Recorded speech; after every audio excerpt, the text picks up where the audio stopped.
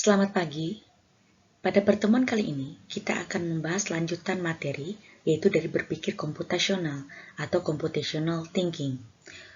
Pada pertemuan sebelumnya, kita telah mempelajari tentang langkah-langkah berpikir komputasi, yaitu meliputi dekomposisi, pengenalan pola, abstraksi, generalisasi pola, dan rancangan algoritma. Berikut pembahasan lanjutan, yaitu mengenai berpikir komputasional. Harap diperhatikan pembahasan berikut.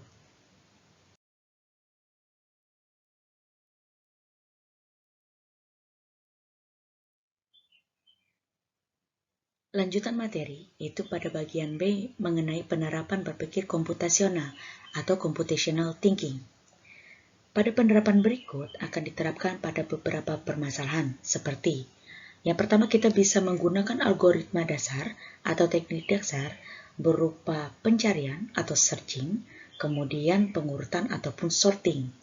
Lalu kita bisa menggunakan struktur data berupa tumpukan, stack, dan antrian, queue. Harap diperhatikan beberapa penjabaran berikut.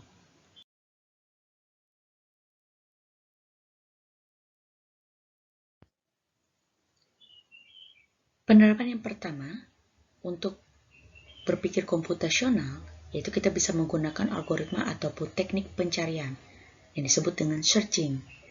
Algoritma pencarian merupakan operasi dasar yang ada pada pengelolaan dan pengolahan data. Misalkan dalam kehidupan sehari-hari, kita mau mencari sebuah buku pada suatu perpustakaan ataupun tempat buku lainnya.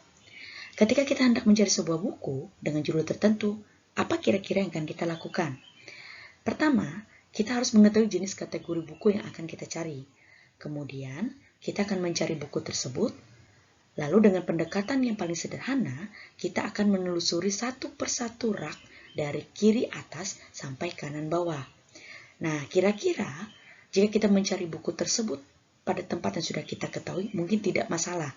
Lalu bagaimana dengan tempat yang belum ataupun baru pertama kali kita datangi? Misalkan ada banyak rak. Nah, pasti tentunya kita akan membutuhkan waktu yang cukup lama. Alternatif lain, kita akan melihat nomor buku. Kemudian kita akan menuju pada bagian rak yang memiliki nomor terdekat hingga menemukannya. Tentunya proses pencarian itu akan lebih cepat selesai jika kita melihat katalog buku dari aplikasi perpustakaan ataupun tempat buku yang akan kita cari bukunya. Dengan memasukkan kata kunci, kita bisa langsung dapat mengetahui posisi buku tersebut. Di ruang mana, rak nomor berapa, dan baris nomor berapa. Tentunya, pencarian ini mempermudah kita mengelola untuk mencari atau menemukan data yang akan kita perlukan.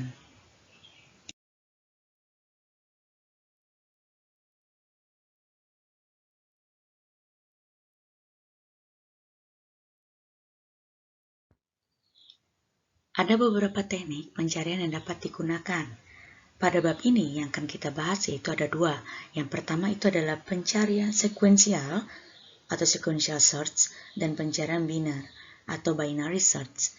Yang pertama yaitu mengenai pencarian sekuensial.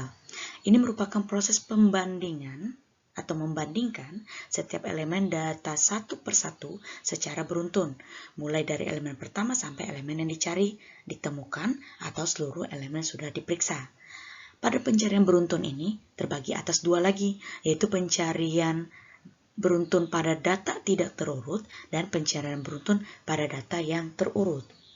Untuk yang pertama, pada pencarian beruntun pada data tidak terurut, ini kuncinya dibandingkan satu persatu secara berurutan dengan data yang dicari, sampai data tersebut ditemukan atau tidak ditemukan. Pencarian ini biasanya melakukan pengulangan dari 1 sampai dengan jumlah data.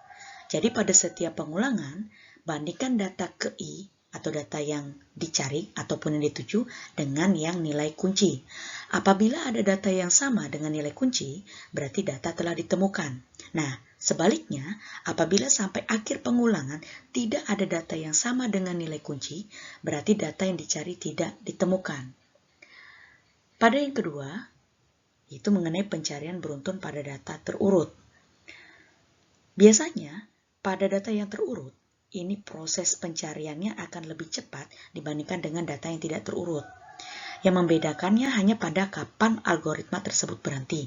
Tidak selalu harus mencari sampai akhir. Pada pencarian data terurut ini, kita bisa mulai dari posisi pertama, yaitu membandingkan data dengan data kuncinya. Kemudian pada posisi data ke I, kita bisa bandingkan data dengan kuncinya. Lalu yang terakhir, jika semua data sudah diperiksa dan tidak ada data yang sama dengan kunci, maka proses pencarian berhenti. Dengan kesimpulan, data tidak ditemukan.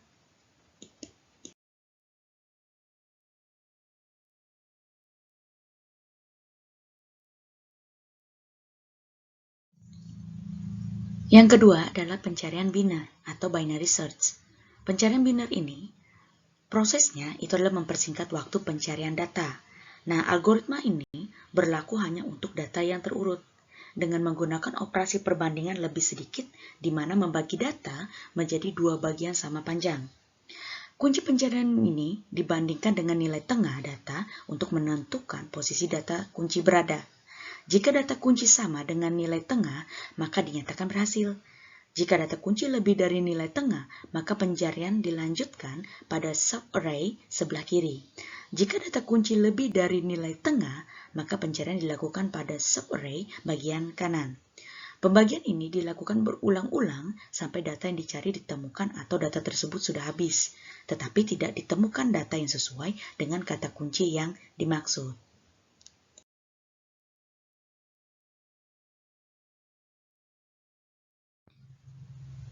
Algoritma dasar yang kedua, yaitu kita akan mempelajari mengenai pengurutan atau sorting. Pengurutan termasuk algoritma yang banyak juga digunakan di aplikasi.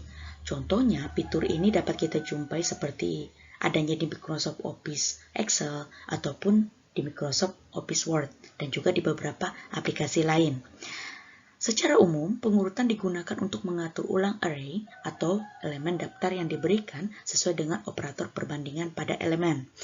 Operator perbandingan digunakan untuk menentukan urutan elemen baru dalam struktur data masing-masing. Ada banyak algoritma sorting yang berbeda karena setiap algoritma sorting tersebut menggunakan teknik yang berbeda.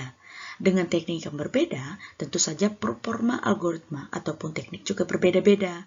Performa yang maksud di sini terkait dengan efisiensi yang dilihat dari running time atau waktu eksekusinya. Makin cepat algoritma mengurutkan suatu data, maka tentu saja ia akan semakin baik. Nah, pada pembahasan kali ini kita akan mempelajari dua macam algoritma sorting. Yang pertama yaitu selection sort dan yang kedua adalah bubble sort.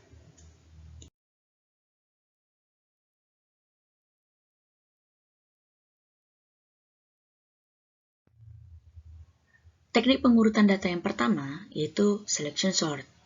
Selection sort ini adalah proses pengurutan naik yang dilakukan dengan cara mencari nilai terkecil pada deretan data, kemudian menukarkan pada posisi pertama, lalu selanjutnya dipilih nilai minimum berikutnya dan ditukar dengan data pada posisi kedua, dan seterusnya sehingga semua sudah terurut.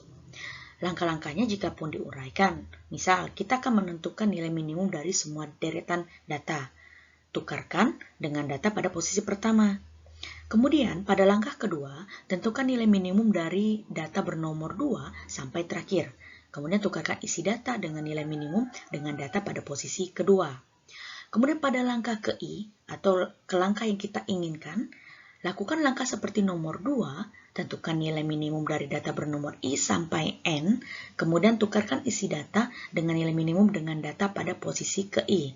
Dan yang terakhir, hentikan pengurutan data sampai langkah ke I, yaitu N dikurang 1.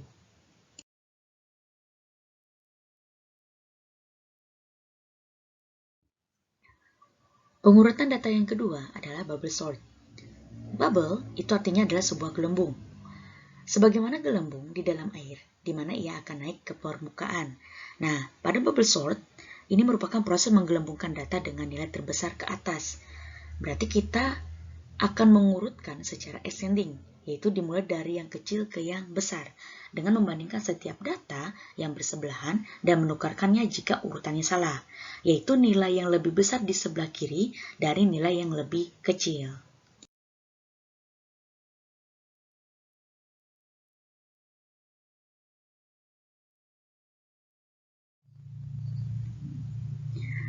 Penyimpanan data. Pada bagian yang ketiga, kita akan mempelajari mengenai tumpukan atau stack. Penyimpanan data ini merupakan bentuk struktur data yang menerapkan prinsip last in first out, di mana data yang terakhir kali masuk, maka ia pertama kali keluar. Contohnya dalam kehidupan sehari-hari, sama seperti tumpukan baju. Baju yang pertama kali diletakkan pada tumpukan, maka posisinya paling bawah. Adapun baju yang diletakkan terakhir kali dalam tumpukan berada pada posisi paling atas. Kemudian untuk mengambil baju agar tidak merusak tumpukan seharusnya diambil dari atas agar tidak merusak kerapiannya. Nah, oleh karena itu, baju terakhir yang masuk pada tumpukan merupakan baju yang pertama kali dapat diambil. Adapun baju yang pertama kali masuk menjadi baju yang paling akhir dikeluarkan dari tumpukan. Di mana istilah memasukkan data dalam stack disebut dengan push, sedangkan mengeluarkan data disebut dengan pop.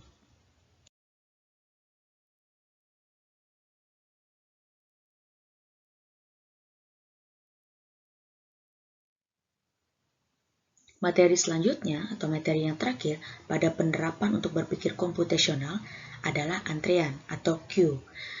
Penyimpanan data seperti antrian merupakan bentuk struktur data yang menerapkan prinsip first in, first out, di mana data yang pertama kali masuk, maka ia pertama kali keluar. Contohnya saja seperti kita mengantri di suatu kasir. Orang yang pertama datang ke kasir merupakan orang yang pasti pertama kali dilayani dan keluar dari antrian. Nah, operasi dalam queue ini ada terbagi atas dua, yaitu in queue memasukkan data pada antrian dan di queue mengeluarkan data dari antrian. Demikianlah pemaparan materi mengenai berpikir komputasional pada pertemuan kali ini. Sampai bertemu pada pertemuan selanjutnya dengan pembahasan yang berbeda. Terima kasih.